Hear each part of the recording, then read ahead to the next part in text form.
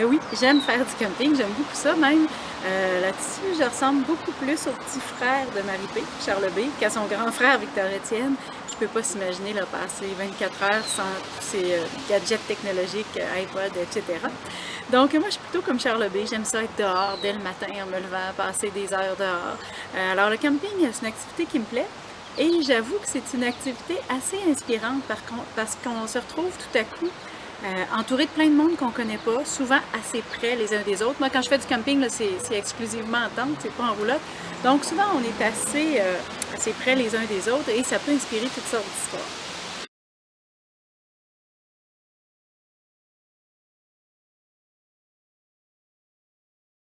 Oui, ça c'est vraiment quelque chose qui est important pour moi parce que je trouve que c'est plus crédible d'abord que Marie-P puisse faire des enquêtes dans différents milieux.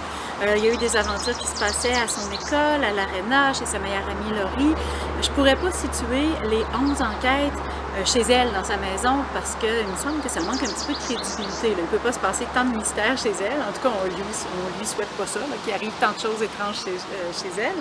Donc, c'est plus crédible et c'est aussi plus inspirant pour moi d'amener des nouveaux personnages, la situer dans des nouveaux endroits.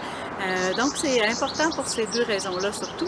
Et je peux déjà vous dire que dans la 12e aventure, je l'envoie encore dans une nouvelle place.